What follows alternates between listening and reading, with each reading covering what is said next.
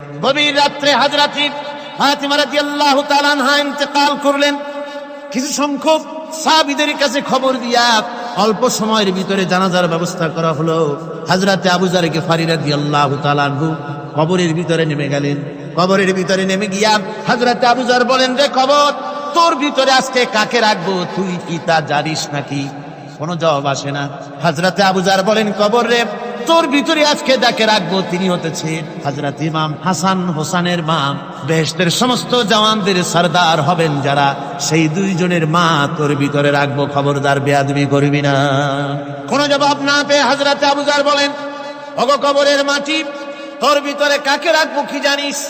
আসাদুল্লাহিল গালিব, দুনিয়ার সমস্ত কাফেরদের বিরুদ্ধে আল্লাহ রাব্বুল আলামিন যাকে বাঘ বানিয়ে পাঠালেন, সেই হযরতে আলী, তার স্ত্রী রেখে যাব, খবরদার বেয়াদবি করবি না। কোনো জবাব আসে না। হযরতে আবু যর বলেন, কবরের মাটি, তোর ভিতরে যাকে রাখবো তিনি হলেন খাতুনে জান্নাত, বেহেশতের সমস্ত মহিলাদের সরদারিনী হবেন যে ফাতেমা, তারে রেখে যাব, তোর ভিতরে খবরদার কোনো বেয়াদবি করবি না। আবার হযরত আবু যর বলেন, কবরের মাটি, তোর ভিতরে কারে রাখবো কি জানিস? তোর ভিতরে আজকে যাকে রেখে যেতেছি তিনি হলেন আখেরি জামানার পয়গম্বর বিশ্বনবী জনাবে মুহাম্মদ রাসূলুল্লাহ সাল্লাল্লাহু আলাইহি ওয়াসাল্লামের কলিজার টুকরা মা ফাতেমাকে তোর ভিতরে রাখবো, খবরদার কবরের মাটি বেয়াদবি করবি না। কিতাবে এসেছে হযরত আবু যরকে বাড়ি শুনতে পেলেন,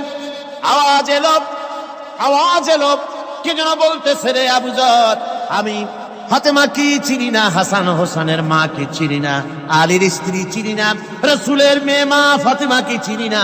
আমল যদি ভালো হয় আমার ভিতরে, আমল ভালো নিয়ে যে আসবে শান্তিতে থাকবে, আর আমল যদি খারাপ হয় আমার ভিতরে, তার অবস্থা চূড়ান্ত হয়ে যাবে।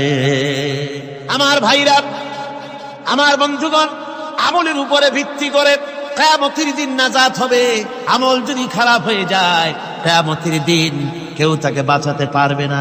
এই জন্য কিয়ামতের ময়দানে, হাসরের দিনে আল্লাহর হাবিব জনাবে মুহাম্মদ রাসূলুল্লাহ সাল্লাল্লাহু আলাইহি ওয়াসাল্লাম সিজদায় পড়ে কাঁদতে থাকবেন।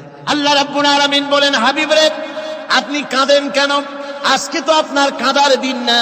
আমি আপনাকে মাকামে মাহমুদ দান করেছি, আমি আপনাকে কাউসার দান করেছি। আপনার আজকে সম্মানের দিন, মর্যাদার দিন, কাঁদেন কেন?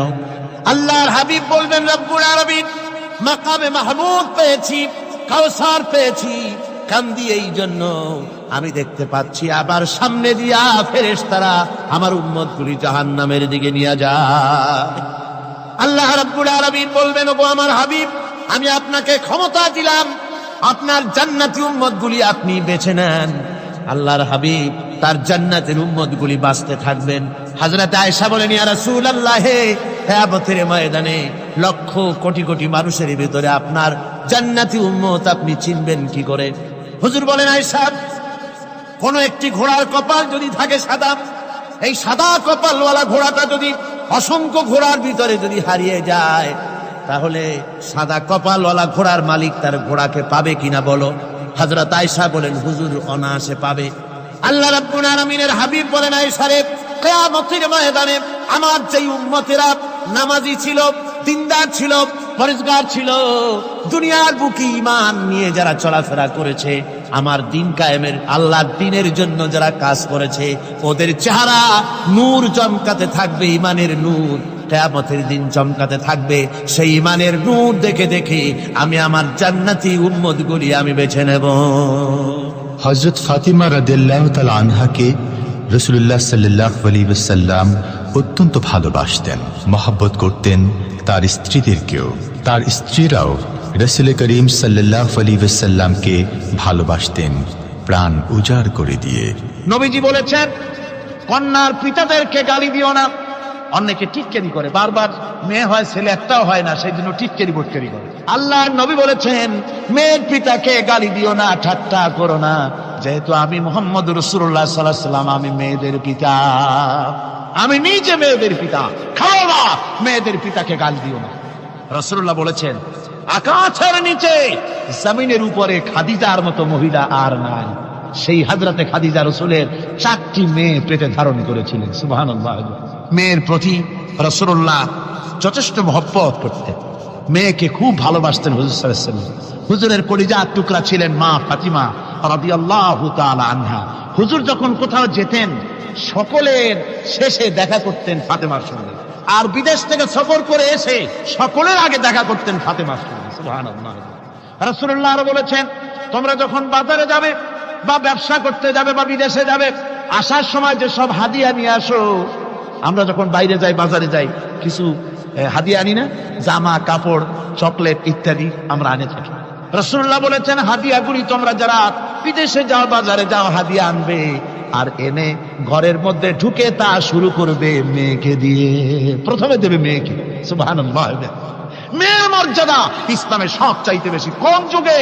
যে যুগে মেয়ে হলে পরেই মাটির নিচে ঘেরে রাখতো, আছাড় মেরে মেরে ফেলে দিত। বেআইয়ি যামবিন কুতিলা, কোন অপরাধে তাদেরকে হত্যা করা হলো। আল্লাহ পাক কোরআনে কারীমের মধ্যে বলেছেন তাদের অপরাধ আর কিছু না, তারা নারী, এই জন্য তাদেরকে মেরে ফেলা হতো। রাসূলুল্লাহ তাদের ইজ্জত দিলেন। সুবহানাল্লাহ বিহামদিহি। রাসূলুল্লাহ সম্মান দিলেন, ইজ্জত দিলেন তাদের। কন্যা হিসাবে নারীর এই মর্যাদা। ফাতেমাকে রাসূল এত ভালোবাসতেন, ইন্তেকালের সময় হযরত ফাতেমা কাঁদতে কাঁদতে বেহুশ হয়ে যাওয়ার উপক্রম হয়ে গেল। রাসূলুল্লাহ হযরত ফাতেমাকে ইশারা দিলেন। হযরত ফাতেমা তার কান নিয়ে রাসূলুল্লাহর মুখের কাছে লাগাই দিলেন। আল্লাহর নবী কি যেন বললেন কানে কানে। হযরত ফাতেমার কান্না বন্ধ হয়ে গেল। হযরত আয়েশা বলেন, মা, রাসূলুল্লাহ তোমার কানে কানে কি বলল আর তোমার কান্না বন্ধ হয়ে গেল? হযরত ফাতেমা বলেন, ইয়া আম্মা জান, আমার আব্বা আমার কানে কানে বলল, মা ফাতেমা তুই কাঁদিস না, তোর কান্না আমার বরদাস্ত হয় না, তোমাকে কাঁদতে হবে না। আমি তোমাকে সুসংবাদ দিয়ে যেতেছি, আমি মরে যাওয়ার পর সর্বপ্রথম তোমার সাথে আমার দেখা হবে। রাসূলুল্লাহর এই ভবিষ্যৎবাণী হযরত ফাতেমা বুঝতে পেরেছেন যে হুজুরের ইন্তেকালের পরে আমার বেশি দেরি হবে না, আমিও তাড়াতাড়ি হুজুরের সাথে শামিল হতে পারবো। হুজুরের ইন্তেকালের 6 মাস পরই হযরত ফাতেমা রাদিয়াল্লাহু তাআলা আনহা ইন্তেকাল করেছেন। কন্যা হিসাবে নারীর মর্যাদা ইসলাম অনেক অনেক গুণে বাড়িয়ে দিয়েছে। এই কন্যা শিশু, কৈশোর, যৌবন পেরিয়ে যখন যৌবনে তার বিয়ে হয়ে যায়, আল্লাহ রাব্বুল আলামিন তখন বলেন, ওয়া মিন আয়াতিহি আন খালাকা লাকুম মিন আনফুসিকুম আজওয়াজান লিতাসকুনু ইলাইহা ওয়া জাআলা বাইনাকুম মাওয়াদ্দাতান ওয়া রাহমা। আল্লাহ পাক বলেন, আমার নিদর্শনের ভিতরে এটিও একটি নিদর্শন, আমি তোমাদের থেকে তোমাদের জোড়া তৈরি করেছি, তোমাদের স্ত্রীদেরকে তৈরি করেছি, তোমাদের সাথে তোমাদের স্ত্রীর ভালোবাসা সৃষ্টি করেছি, মহব্বত সৃষ্টি করেছি। এই মহব্বত আমি আল্লাহ তৈরি করেছি। আর যখন বুড়ো হয়ে যায় মানুষ, স্বামী স্ত্রী যখন বুড়ার বুড়ি হয়, তখন আর ভালোবাসা থাকে না, তখন ওই ভালোবাসা সহৃদয়তার করুণায় আমি আল্লাহ পরিণত করে দেই। বুড়ার জন্য তখন বুড়ি ছাড়া আর উপায় নাই, বুড়িরও আর বুড়া ছাড়া উপায় নাই। তখন ভালোবাসা কোনো বিশেষ কোনো অক্ষণীয় ভালোবাসা নয়, তখন একের উপরে অন্য একদম নির্ভরশীল হয়ে পড়ে। আল্লাহ পাক বলেন, এই অবস্থা আমি আল্লাহ সৃষ্টি করে দেই। সুবহানাল্লাহ। স্ত্রীকে রাসূলুল্লাহ কত ভালোবাসতেন। আল্লাহ নবী বলেছেন, আমার কাছে 3টা জিনিস প্রিয়, একটা হচ্ছে সুগন্ধি, একটা হচ্ছে নামাজ, আরেকটা হচ্ছে স্ত্রী। সুবহানাল্লাহ। স্ত্রী আমার কাছে প্রিয়। হুজুর বলেছেন, তোমাদের মধ্যে সেই ব্যক্তি উত্তম যে ব্যক্তি তার স্ত্রীর কাছে উত্তম। আমি আমার স্ত্রীদের কাছে উত্তম ব্যক্তি। সুবহানাল্লাহ। রাসূলুল্লাহ স্ত্রীকে কত ভালোবাসতেন। বিশ্বনবী রাজনৈতিক কর্মকাণ্ড চালাচ্ছেন, যুদ্ধের দামামা বাজতেছে, চতুর্দিকে কত অশান্তি, সবকিছু চলছে, স্ত্রীর হক আদায় করতে ভুলে যাননি। রাতের বেলায় হযরত আয়েশার বয়স কম, তাকে নিয়ে রাসূলুল্লাহ একটু সুযোগ পেয়েছেন, বলছেন, আয়েশা সব তো ঘুমিয়ে, চলো আমরা একটু দৌড়াই। ওই যে দূরে একটা জিনিস দেখা যায়, দৌড় দাও, দেখি কি আগে যায়। দুজনে দৌড় প্রতিযোগিতা করলেন। দৌড় প্রতিযোগিতায় হযরত আয়েশা ফার্স্ট হলেন, হুজুর পিছনে পড়ে গেলেন। হযরত আয়েশা খুব আনন্দ করলেন যে আপনি কিন্তু আমার সাথে দৌড়ে পারলেন। পরবর্তী কিছু কাল যাওয়ার পর হযরত আয়েশা বলেন, হুজুর আজকে আবার বললেন যে চলো আয়েশা একটু দৌড়াই। হযরত আয়েশা বলছেন যে সেদিনের তুলনায় আমার শরীর একটু, আমি মুটিয়ে গেছি, শরীরটি স্থূল হয়েছে, আমি আজকে দৌড়ালাম কিন্তু পারলাম না। রাসূল আগে চলে গেলেন, আমি হাঁপাতে হাঁপাতে যখন হুজুরের কাছে চলে গেছি, হুজুর তখন মুস্কি হেসে আমাকে বললেন, আয়েশা ওই সেই দিনের জবাব আজকে দিয়া দিলাম। সুবহানাল্লাহ বিহামদিহি, সুবহানাল্লাহ বিহামদিহি। বিশ্ব নবী কত বড় আদর্শ বিশ্ব মানবতার জন্য। তিনি বলেছেন, আরাফাতের ময়দানে রাসূলুল্লাহ বলেছেন, তোমরা যেমন পড়বে তোমার স্ত্রীদেরকে তেমন পড়াবে, তোমরা যেমন খাবে তোমার স্ত্রীদেরকে তেমন খাওয়াবে, স্ট্যান্ডার্ড মেনটেন করবে। তুমি ভালো দামের কাপড় পরবে, স্ত্রীকে খারাপ দিবে তা নয়। অধিকার দুজনেরই সমান, স্বামী এবং স্ত্রী সমান অধিকার। কিন্তু আমরা তা বুঝতে পারি না, বুঝতে চাই না। আমরা অনেকে মনে করেছি বিয়ে যখন করছি তখন আমি তো নওয়াবজাদা নসরুল্লাহ খান, আর বউ তো কেনা দাসী না। সে কিন্তু দাসী না, তার মর্যাদা আছে, তার সম্মান আছে। তার সম্মান আপনাকে দিতে হবে। রাসূলুল্লাহ দিয়েছে, আপনাকেও দিতে হবে। রান্না বান্না হতে দেরি হয়, কত গালাগালি শুনতে হয় নারীকে।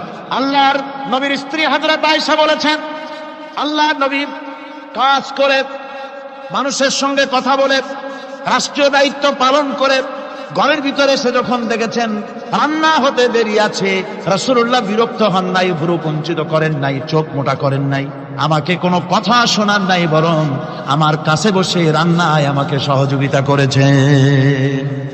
সুবহানাল্লাহ বিহামদি। এই হলো আল্লাহর রাসূল, এই হলো বিশ্ব নবী। স্ত্রীর সঙ্গে কি মহব্বত! সুবহানাল্লাহ। হুজুর মহব্বত করতেন স্ত্রীদেরকে। রাসূলুল্লাহর ঘরে দৌলত ছিল না, কিন্তু মহব্বত দিয়ে ভরা ছিল ঘরটা। হুজুরের ঘরে ফ্রিজ নাই, ডিস এসি নাই, হুজুরের ঘরে কার্পেট নাই, হুজুরের ঘরের মধ্যে জাজির নাই, তোশক নাই, বড় বড় কম্বল নাই, আরামের কোনো জিনিস নাই, মডার্ন ইকুইপমেন্টস কিচ্ছু নাই, দৌলত নাই, কিন্তু মহব্বত দিয়ে ঘরটা ভরা। হযরত আয়েশা বলেছেন, আমি পানি পান করে গ্লাস রেখে দিতাম, আল্লাহর নবী তখন গ্লাসের সেই জায়গায় ঠোঁট লাগাতেন যেখানে আমি ঠোঁট লাগাইয়া পানি পান করেছি। আমি গোশত চিবোতাম, রাসূলুল্লাহ আমার হাত থেকে গোশত টুকরা নিয়া সেই জায়গায় চিবোতেন যেখানে আমি চিবুয়েছি। সুবহানাল্লাহ। আমার ভাইরা, রাসূল তার স্ত্রীদেরকে মহব্বত করতেন, স্ত্রীরাও রাসূলকে মহব্বত করতেন দারুণ ভাবে। একবার হযরত আয়েশা সিদ্দিকা রাদিয়াল্লাহু তাআলা আনহা হুজুরকে গোসল করাতে ছিলেন, মাথার উপরে পানি ঢালতেছেন, হুজুর একটা চকির উপরে বা একটা তক্তার উপরে বসা আছেন। গোসলের পানির ভিতরে রাসূলুল্লাহ দেখতে পেলেন রক্তের মতো কি যেন প্রবাহিত হয়ে যাচ্ছে। হুজুর জিজ্ঞেস করেন, আয়েশা রে, পানির ভিতরে রক্তের মতো কি দেখা যায়? হযরত আয়েশা বলেন, হুজুর আপনি যখন বসেছিলেন অসতর্ক মুহূর্তে তক্তার নিচে আমার একটা আঙ্গুল পড়েছিল, পায়ে আঙ্গুলটা ফেটে বোধহয় রক্ত বেরোতেছে। রাসূলুল্লাহ তাড়াতাড়ি করে উঠলেন আর ওই আঙ্গুলকে ব্যান্ডেজ করে দিলেন। রাসূলুল্লাহ বললেন, আয়েশা রে, আঙ্গুল ফেটে গেছে, একটু আহাহু পর্যন্ত করলে না, এতক্ষণ তুমি কষ্ট করলে কেন? হযরত আয়েশা বলেন, ইয়া রাসূলুল্লাহ, ওটা তো একটা পায়ের আঙ্গুল। আয়েশার কলিজাটা ফেটে যদি রক্ত বেরোতো, রাসূলুল্লাহকে উঠতে বলতে আমি পারতাম না। কি মহব্বত রাসূলের সাথে! হযরত আয়েশা বলেন, হুজুর সাল্লাল্লাহু আলাইহি ওয়াসাল্লাম স্ত্রীদেরকে এত ভালোবাসতেন, আমাদের ঘরে গোশত টোস্ত তেমন রান্না বান্না খুব কম হতো। গোশত রান্না হবে কি, মাসের পর মাস চলে গেছে রাসূলের বাড়িতে, হুজুর স্ত্রীরা বলেছেন আমাদের ঘরে চুলে আগুন জ্বলে নাই, একটু শুকনা রুটি, একটু শুকনা খেজুর আর একটু পানি খেয়ে আমাদের জীবন চলেছে। এরকমের অবস্থা হয়েছে। তারপরে এই অবস্থা চলেছে, এর মধ্যে যদি কখনো একটু গোশত আসছে, হুজুর যখন ছাগল ইত্যাদি ছাগল দুম্বা জবাও করেছেন, এই দুম্বার গোশত নিয়ে, ছাগলের গোশত নিয়ে রাসূলুল্লাহ নিজে বেরোতেন। হযরত খাদিজার বান্ধবী কোথায় আছে খুঁজে ওই বান্ধবীর কাছে গোশত পৌঁছে দিয়ে আসতে। হযরত আয়েশা বলেন, একদিন আমার ঘুম ভেঙে গেল, দেখি হুজুর আমার কাছে নাই। গেলেন কোথায়? খুঁজতে খুঁজতে যায় দেখি মসজিদে নববীর ভিতরে হুজুর হাত তুলে বসে আছেন, মোনাজাত করতেছেন। আমি পেছনে কি হাত তুলি, আমি শুনতে পাচ্ছি নবীজি দোয়া করছেন রব্বুল আলামিন। কিয়ামতের ময়দানে যেদিন সন্তান তার পিতাকে ভুলে যাবে, মা তার সন্তানকে হারায় ফেলবে, ওই কঠিন হাসরের ময়দানে আমি যেন আমার খাদিজাকে হারাইয়া না যাই। মুনাজাতের শেষে হযরত আয়েশা বলেন, ইয়া রাসূলুল্লাহ, খাদিজার কথা আপনার এত কেন বারবার মনে পড়ে? একটা বুড়িরে বিয়ে করেছিলেন 25 বছর বয়সের সময়, 40 বছর বুড়ি, তার কথা কেন এত মহব্বত আপনার মনে পড়ে? তার থেকে যুবতী মেয়ে, সুন্দরী মেয়েকে আপনার স্ত্রী হিসেবে আপনি পান নাই। হুজুর বলেন, আয়েশা রে, খাদিজার সম্পর্কে এমন কথা তুমি আর বলো না।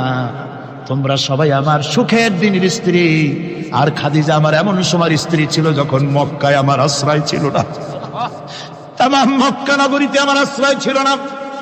খাদিজার সঞ্চিত সমস্ত ধনরাশি ইসলাম কবুল করার পর দুহাতে খাদিজা বিতরণ করে দিয়েছে। হযরত আয়েশা বলেন, হুজুর আমার গোস্তাকি মাফ করে দেন, আমি আর এরকম বলবো না। তবে খাদিজা সম্পর্কে আমার এই কিছু একটু শুনান। হুজুর বলেন, এই সারে শোনো, গভীর রাত, যত রাত হোক না কেন, ইসলামের দাওয়াত দিয়ে দিয়ে গভীর রাত্রে আমি যখন বাসায় ফিরেছি, ঘরে এসেছি, দরজায় একটা মাত্র ডাক দিয়েছি, খাদিজা। অমনি দরজা খুলে গেছে। আমি জিজ্ঞেস করেছি, খাদিজা রে, যত রাত্রে আসলাম, যতবার আসলাম, একটা ডাকের বেশি লাগলো না, তুমি কি ঘুমাও না? হযরতে খাদিজা বলেছেন, ইয়া রাসূলুল্লাহ, আমার মনের ভিতরে ভয় থাকে, আল্লাহর রাসূল দ্বীনের খেদমতে বাইরে আছেন, আমি যদি আরামে বিছানায় ঘুমায় থাকি আর নবীজি দরজায় তার কাছে দাঁড়ায় আমারে ডাকাডাকি করবেন, উঠতে যদি দেরি হয়ে যায় নবীজির সঙ্গে বেয়াদবি হয়ে যাবে, এই মনে করে আপনি না আসা পর্যন্ত দরজার সাথে পিঠ লাগাই আমি দাঁড়াইয়া দাঁড়াইয়া ঘুমাই। আমার ভাইরা, হযরতে খাদিজার ইজ্জত স্বয়ং আল্লাহ দিয়েছেন। কে দিয়েছে? হাদিস শরীফে এসেছে, রাসূলুল্লাহ জাবালে নূরে বসা, গারে হেরার ভিতরে বসা, হযরতে জিবরাইল রাসূলুল্লাহর সঙ্গে কথা বলতেছেন। একটু পরে হযরতে জিবরাইল বলেন, ইয়া রাসূলুল্লাহ, আমি আর এখানে বসবো না, আমি এখন চলছি। আমি দেখতে পাচ্ছি খাদিজা আসতেছে আপনার জন্য খাবার নিয়ে।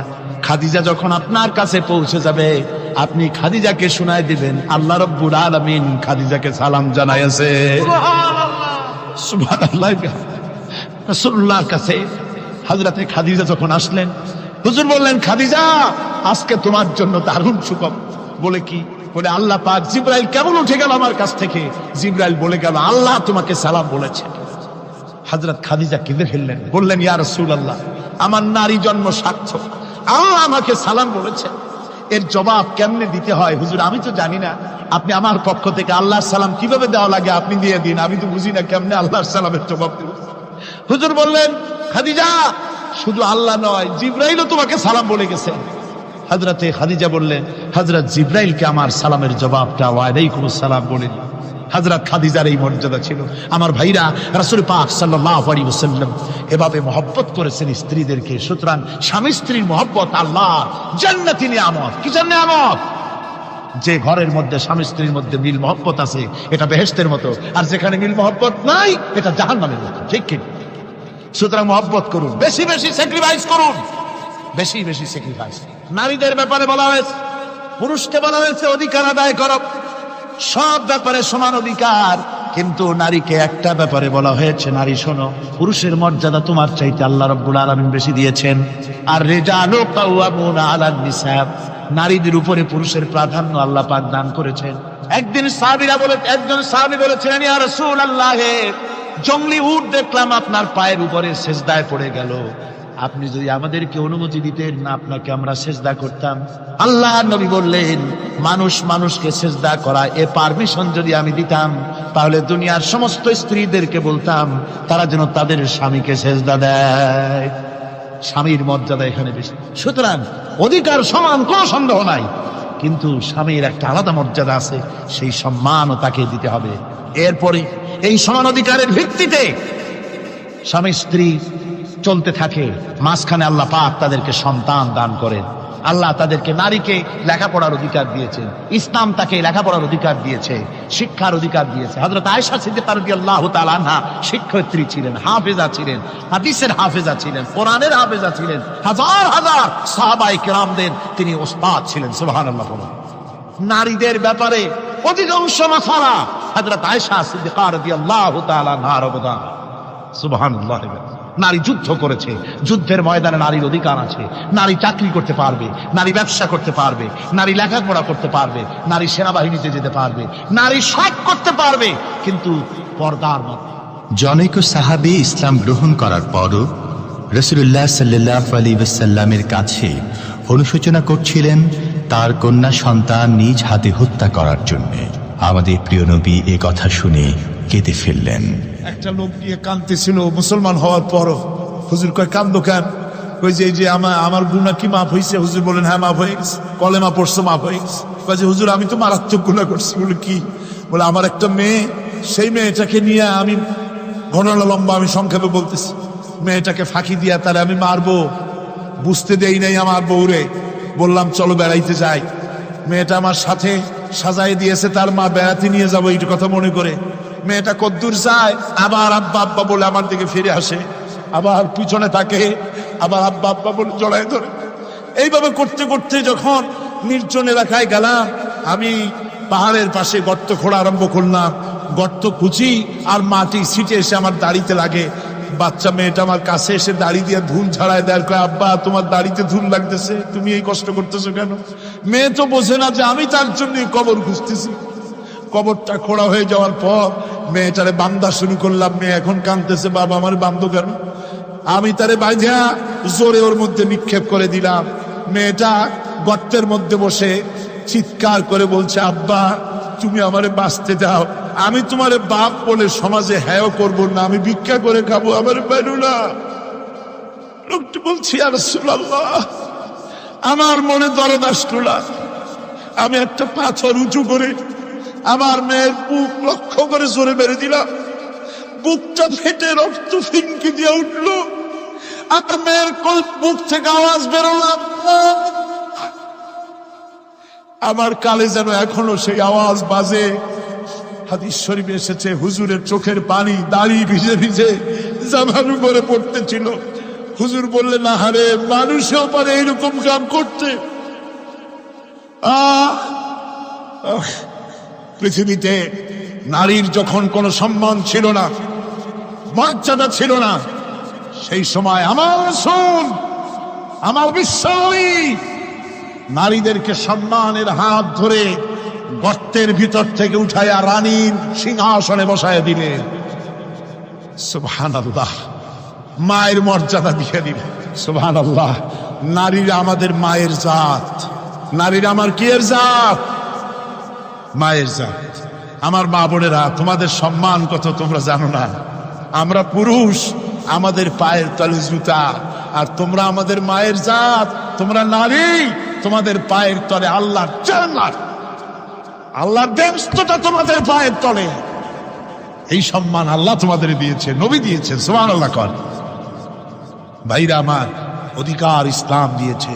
বিবাহ যখন হয়, এই বিবাহের সময় এজেন আনতে হয়। আর বিবাহ হচ্ছে বিবাহ বৈঠক। এজেন আনার জন্য ওই যে কি জানি কয়, ম্যারেজ রেজিস্ট্রার বা মৌলবি সাহেব, কার অনুমতি আগে নেয়? বলেন কার অনুমতি? তাহলে অধিকার ইসলাম পুরুষে দিল না মেয়ে লোকের দিল?